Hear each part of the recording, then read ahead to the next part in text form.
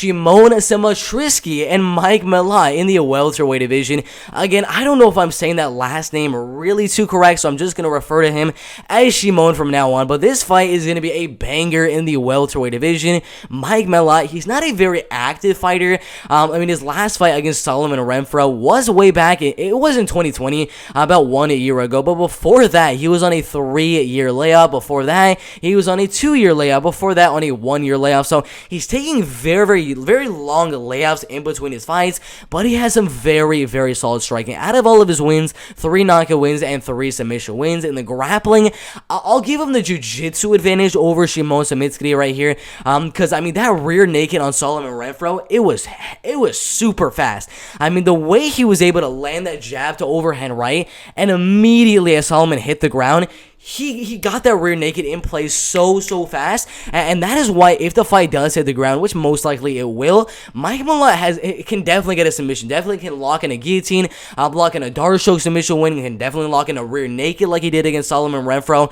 The striking of Mike Malott, I'll give a slight advantage to Shimon Smotritsky right here, but if Shimon is going to win the fight, he needs to go out there, keep the fight at range. He's going to be a little bit taller, a little bit lengthier, needs to jab 1-2, and as Mike Malott comes in for his jab to overhand right, Shimon needs to go down for a double leg takedown, maybe clinch up with Mike Malott, and then take him down with a trip takedown against the cage. But the wrestling and the grappling game of Shimon Smotritsky is going to be what gets him the win, along with just keeping the fight at range and not letting Mike Malott land anything too significant in the striking game, because just keep the fight very even in the striking, and kind of tell the judges that you're going to win the rounds by out taking them down over and over and over again and getting a little bit of ground and pound.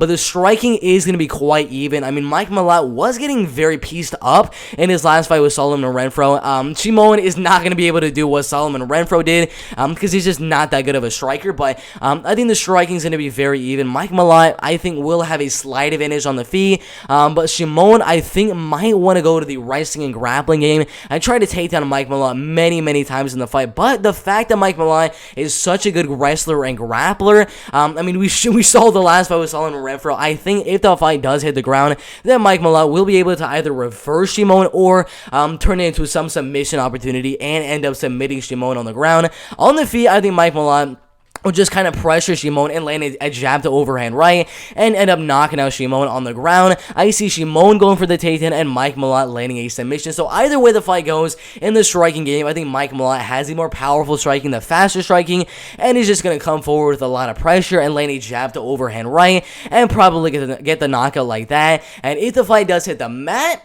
I think Shimon, if he can stay away from the takedown, or if he can stay away from the submission to Mike Malott, definitely Shimon can definitely win the fight. But Mike Malott's jiu-jitsu is just so good that I think eventually he'll be able to reverse Shimon, and once he gets reversed, Mike Malott is going to get his back so fast and latch in that rear naked choke submission. So my prediction right here in the welterweight division, either way, is going to be Mike Malott by a jab to overhand right knockout in the striking game, or maybe he lands that overhand right, takes him down, and then a rear naked him just like he did against Solomon Renfro last time around. I do think it's a lot closer than the betting odds do suggest, as Shimon Smotritsky is an undefeated fighter, has some good wrestling and grappling, and if he can stay away from the submissions of Mike Malott, he can definitely win the fight. I just think eventually Mike Malott will be able to latch in that submission or keep the fight on the feet for the most part and knock him out. But it's a very close fight in the welterweight division. My prediction, very slightly, Mike Malott by finish right there in the first or second round. Really good fight